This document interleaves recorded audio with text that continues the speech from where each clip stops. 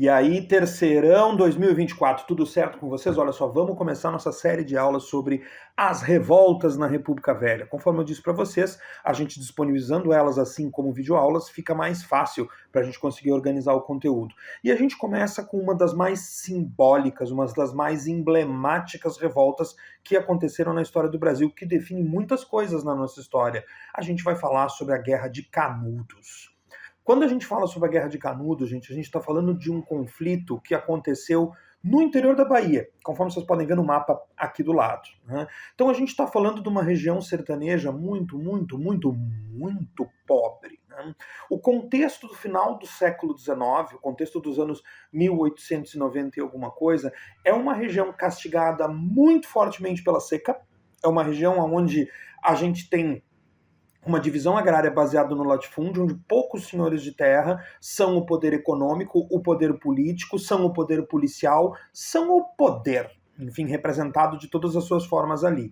Esse poder é um poder que não abre espaço para que as pessoas tenham participação política, até porque estamos falando de República Velha, né? E quando a gente fala de República Velha, a gente já comentou isso muitas vezes, a gente está falando daquele esquema, voto aberto, voto a cabresto, então assim, ninguém espera grandes mudanças vindas da política, não é a política que vai trazer as grandes mudanças. Um outro fenômeno bastante comum na região é o cangaço, que é uma forma do chamado banditismo social. Então, a situação no interior da Bahia ela é tão ruim, tão complicada, tão difícil, que muitas vezes é mais fácil a pessoa optar por uma vida, enfim, de roubo, de uma vida em bandos armados, que é o que acontecia com o cangaço, enfim, nessa época, não só no sertão da Bahia, mas em vários lugares do interior do país. Uma vez que a gente está localizado, né, que a gente falou um pouco sobre essa região, vale conversar também um pouco sobre a figura principal do conflito. E essa figura é a figura do Antônio Conselheiro. Antônio Conselheiro, gente, vai ser a liderança messiânica da região. E eu vou parar um pouco para a gente explicar o que é messianismo, né, gente? Como vocês podem deduzir, messianismo vem de Messias, o Messias original, lá nosso Senhor Jesus Cristo. Mas uma liderança messiânica é uma liderança mística, uma liderança religiosa, né? Não necessariamente na formalidade da religião. Ou seja, muitas vezes ele não é filiado à igreja, na maioria das vezes não é. Né? Ele não é filiado à igreja, na maioria das vezes ele vai acabar tendo algum outro tipo de relação. E é o caso do Conselheiro. Antônio Conselheiro, ele é um cara que já não cozinhava na primeira fervura, né, lá na década de 1890, ele nasceu por volta de 1830, e ele viveu naquela região, em especial na cidade de Juazeiro, que é a maior das cidades ali perto. Ele foi advogado, ele foi prático, ele foi farmacêutico, ele era um cara de cultura geral acima da média. Ele era um cara, ele não era exatamente um camponês. Aí o que aconteceu? O Antônio Conselheiro estava lá, vivendo a sua vidinha, casado, e não se sabe exatamente. O que se conta é que a mulher dele, como é que eu posso dizer isso para vocês? A mulher dele colocou coisas na cabeça dele. A mulher dele enfeitou a cabeça dele. A mulher dele lhe deu um chapéu de alce de presente, né? Então, se eu fosse um pouco mais avançado, eu colocaria um filtro com um chapéu de alce assim, na minha cabeça, mas eu não sei fazer isso. Enfim, a mulher o traiu. A mulher o trocou por um sargento da guarda municipal. É o que dizem. O conselheiro virou motivo de piada.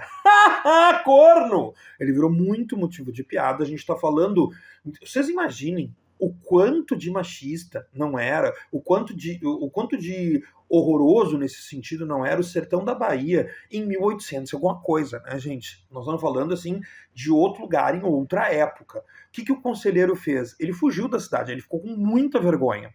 Ele fugiu da cidade e ele meio que virou uma lenda, né? Uma lenda urbana. Ele vivia pelo interior, ele vivia para cima e para baixo no sertão.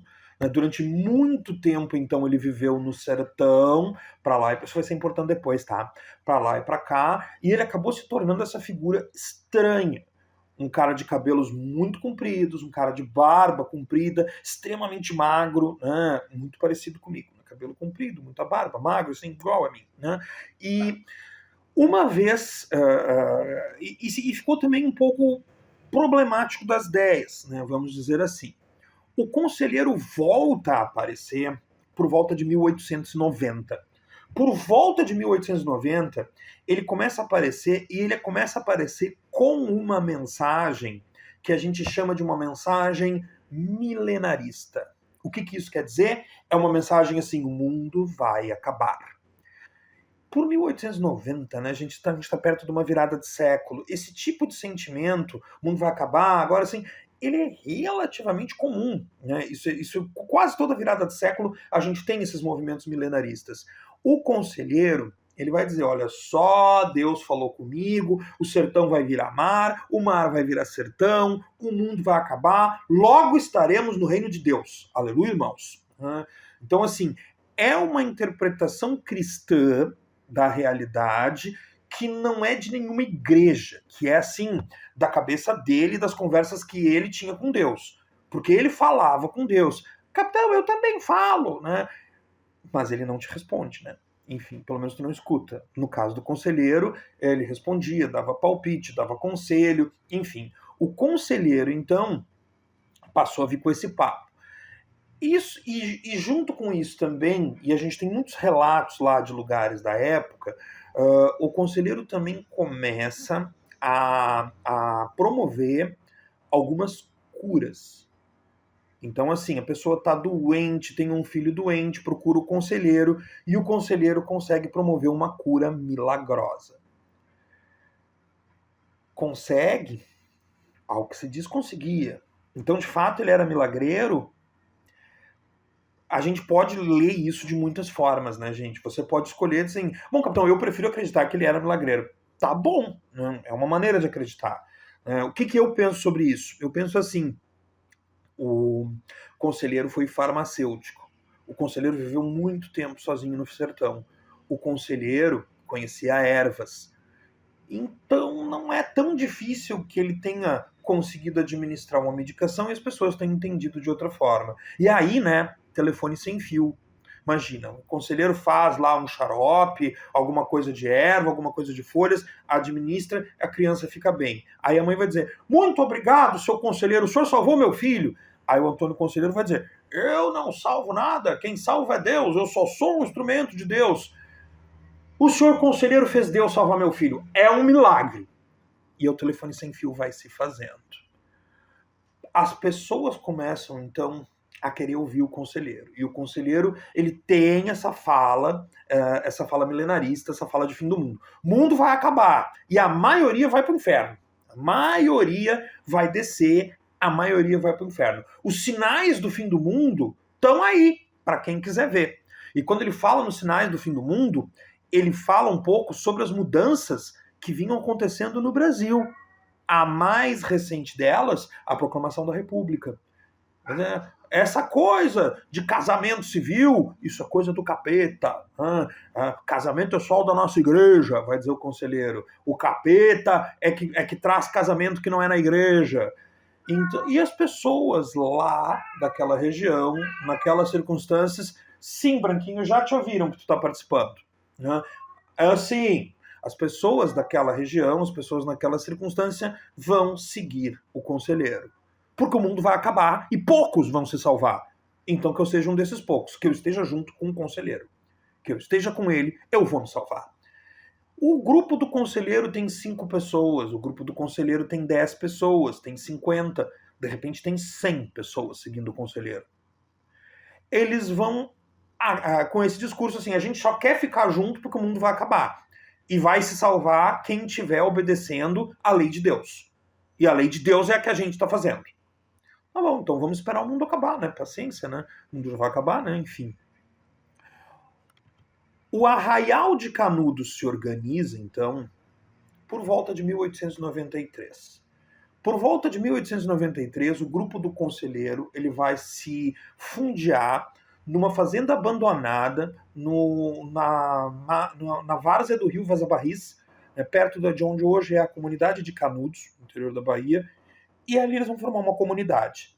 Qual é o objetivo deles? É viver de boas ali, seguindo a lei de Deus até o mundo acabar, que está bem perto, e todos morrerem e eles vão para o céu. Essa comunidade começa a se organizar de maneira autônoma e, de repente, já não são 200 pessoas seguindo o conselheiro. De repente, tem 1.000 pessoas seguindo o conselheiro. E de repente, as 3.000 pessoas que estão atrás do conselheiro já não são 5.000, já tem 8.000 pessoas seguindo o conselheiro. E assim vai. O Arraial de Belo Monte, esse é o nome oficial da comunidade, o Arraial de Belo Monte, ele chega a ter 25.000 habitantes. Vocês têm ideia do que é isso? Não, vocês não têm. Claro que não tem. A segunda maior cidade da Bahia, nessa época, é a cidade de Juazeiro.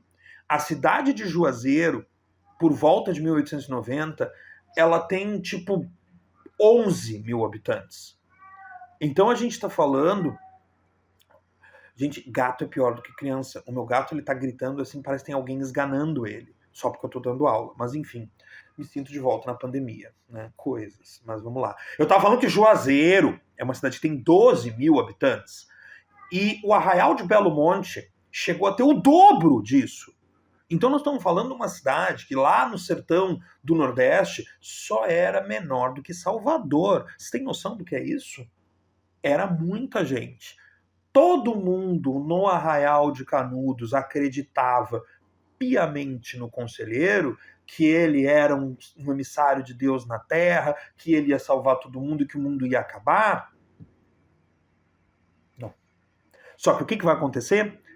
As pessoas ali vivem em comunidade, as pessoas dividem as coisas, as pessoas vivem numa moralidade da religião cristã que agrada muita gente. Então tem pessoas das cidades ao redor que vão largar o que elas têm, vão largar emprego, vão largar terra, para ir viver sob o conselheiro. Não que eles acreditem, mas porque é melhor viver lá. E muita gente acredita? Muita gente acredita. E quando muita gente acredita, a gente tem que se questionar, assim, mas que idiotas eles que acreditam. Gente, nós estamos falando de uma vida tão sofrida, tão miserável, tão oprimida, a gente tem que entender um ponto, assim, se você não consegue mais acreditar, ter fé em nada da vida, você precisa acreditar em alguma coisa, então você vai acreditar na outra vida. Né? Então, assim, eu tô completamente ralado, não há perspectiva da minha vida melhorar, então quem sabe depois da vida, né? Então, por essas e por outras, a gente vai entendendo o crescimento do Arraial de Canudos. E esse crescimento, ele começa a incomodar. Porque o Antônio Conselheiro, querendo ou não, começa a se tornar uma força política na região. O conselheiro diz que sábado não é dia de trabalhar. E aí não é só as pessoas do Arraial de Canudos que não vão trabalhar. Aí é muita gente que vai dizer, não, o conselheiro falou que não é para trabalhar. O conselheiro começa, então, a ter importância política em toda a região. E se determinado político conseguiu o apoio do conselheiro? O próprio Antônio Conselheiro, gente, se vocês... A gente tem muito pouca coisa sobre ele, tá? Mas eu não acredito que ele tivesse essas pretensões políticas.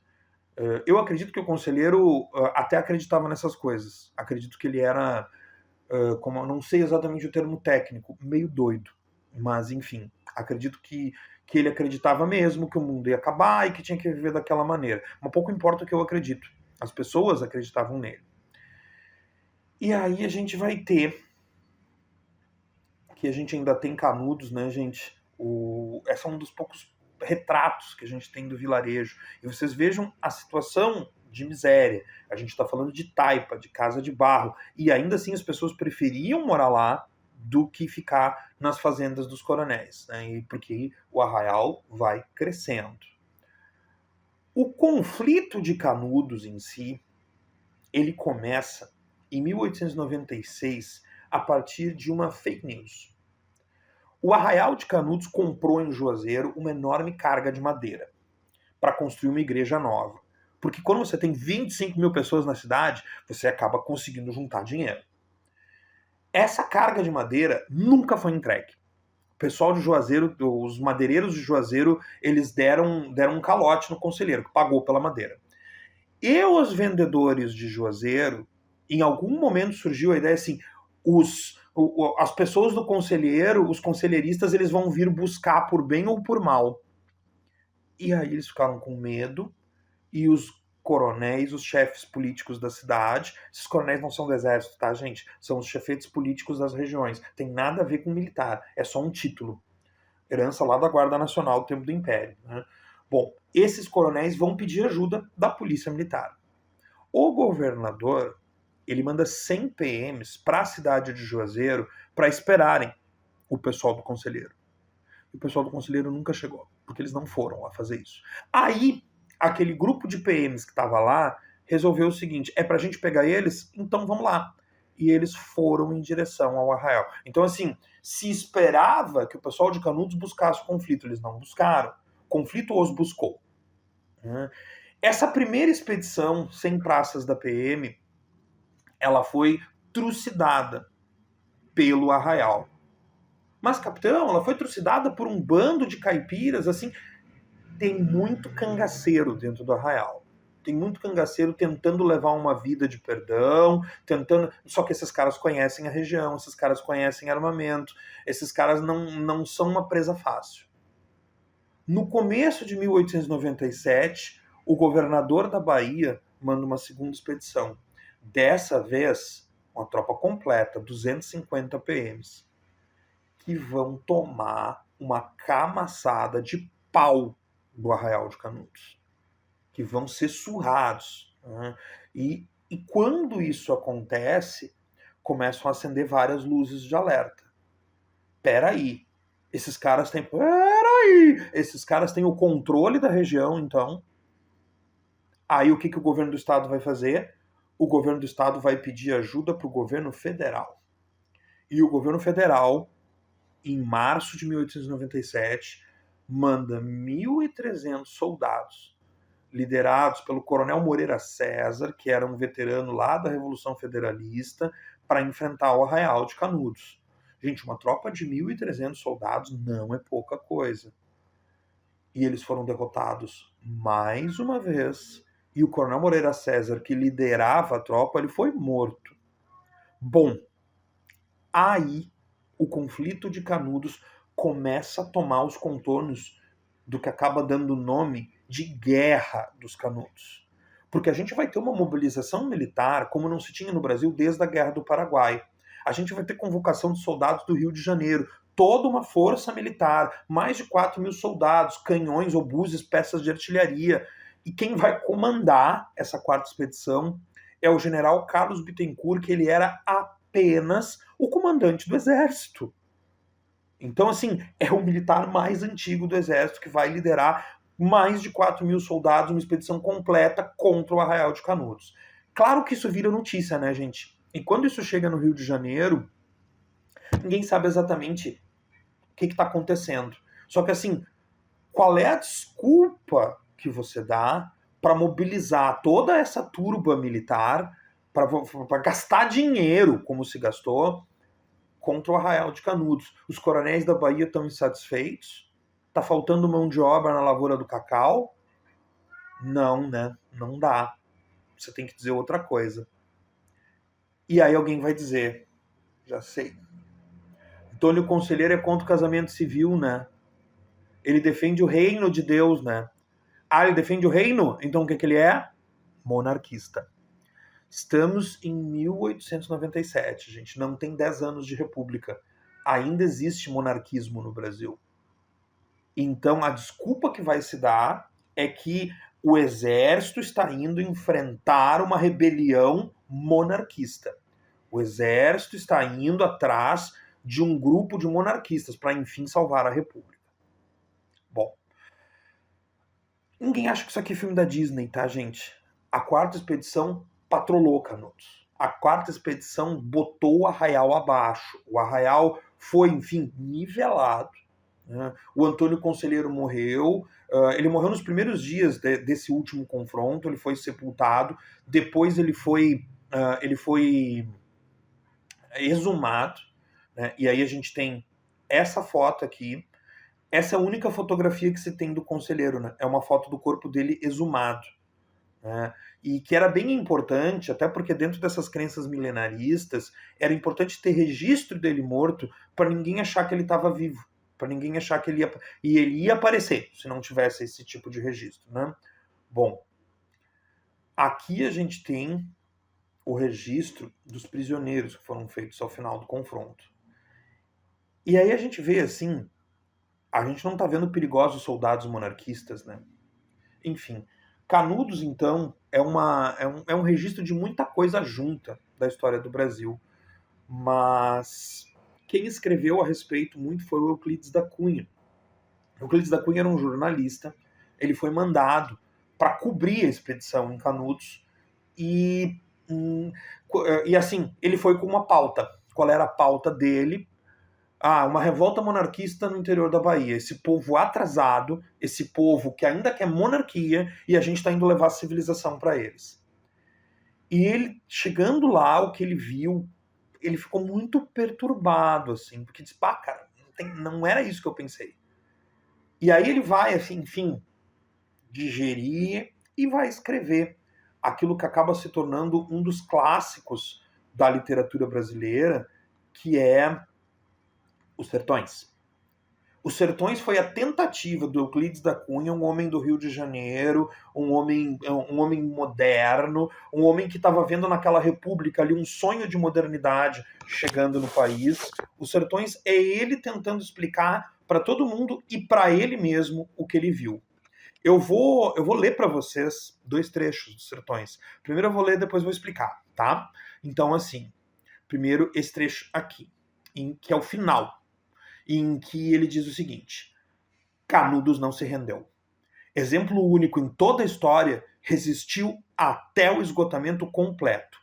Expugnado palmo a palmo, na precisão integral do termo, caiu no dia 5, ao entardecer, quando caíram os seus últimos defensores, todos morreram. Eram 4 apenas. Um velho, 2 homens feitos e uma criança, na frente dos quais rugiam raivosamente 5.000 soldados. Forremo-nos a tarefa de descrever os seus últimos momentos. Nem poderíamos fazê-lo. Essa página, imaginamo-la sempre profundamente emocionante e trágica, mas cerramo-la vacilante e sem brilhos. Vimos como quem vinha com uma montanha altíssima, no alto, a par de uma perspectiva maior, a vertigem. Ademais, não desafiaria a incredulidade do futuro a narrativa de pormenores em que se mostrassem mulheres precipitando-se nas fogueiras dos próprios lares, abraçados aos filhos pequeninos? O Euclides da Cunha aqui, gente, ele está falando sobre o choque dele com a questão da fé que aquelas pessoas tinham. Olha só o que ele diz. Canudos não se rendeu. Canudos resistiu até que tinha 4 pessoas contra 5.000 soldados. E eles foram mortos, todos eles. E ele diz, olha, eu chego aqui nesse ponto, ele está terminando o livro, né? Ele diz, eu chego aqui nessa parte e eu sempre achei que esse momento ia ser trágico, emocionante, mas na verdade, assim, só me dá um mal-estar. Né? E aí ele compara, é como quem sobe uma montanha muito alta, isso ele está falando dele escrevendo o livro, né? É como quem sobe uma montanha muito alta, lá de cima a vista é melhor, mas dá um enjoo, dá uma vertigem, enfim, é o mal-estar que ele sente, é disso que ele está falando. Esse trecho, gente, várias e várias questões. Este outro trecho aqui, gente, ele também é muito bacana no sentido da reflexão de Euclides da Cunha. Então, o que ele diz? Vivendo 400 anos no litoral vastíssimo em que pelejam reflexos da vida civilizada, tivemos de improviso, como herança inesperada, a República. Acendemos de chofre, arrebatados no caudal dos ideais modernos, deixando na penumbra secular em que jazem, no âmago do país, 1/3 de nossa gente. Iludidos por uma civilização de empréstimo, respingando em faina cega de copistas tudo que de melhor existe nos códigos orgânicos de outras nações, tornamos revolucionariamente, fugindo ao transigir mais ligeiro com as exigências de nossa própria nacionalidade, mais fundo o contraste entre o nosso modo de viver e daqueles rudes patrícios, mais estrangeiros nessa terra do que os imigrantes da Europa, Porque não nos separa um mar, separam-nos 3 séculos. Olha que genial a reflexão que ele faz. No Rio de Janeiro, na década de 1890, tá todo mundo se achando muito moderninho por causa da República. Nossa, porque a República, porque tudo é novidade. É disso que quando ele fala assim, uma herança inesperada, quando ele fala de copiar das civilizações, é disso. E aí ele diz, quando a gente faz isso, a gente deixa para trás, a gente se afasta de 1/3 dos brasileiros. Esses que estão lá no interior e que vivem de outro jeito completamente diferente. Né? E ele diz, quando a gente copia e vai, a gente torna ainda mais fundo o contraste entre o nosso modo de viver, nosso civilizado do Rio de Janeiro, e o daqueles rudes patrícios. Eles são mais estrangeiros nessa terra do que os imigrantes, porque o que nos separa dele não é um mar, o que nos separa dele são 3 séculos. Isso é o que diz o Euclides da Cunha. A Guerra de Canudos, portanto, gente, ela deixa mais de 20 mil mortos e uma cicatriz muito grande na história do Brasil, porque ali tem conflito de terra, ali tem conflito religioso, ali tem desmando político, tem tudo isso misturado. E tem a mão pesada do Estado brasileiro a serviço das oligarquias, acabando com qualquer alternativa, ainda que essa não fosse a ideia, né, do Arraial de Canudos. Tá bom, gente? Enfim, seguimos no próximo vídeo.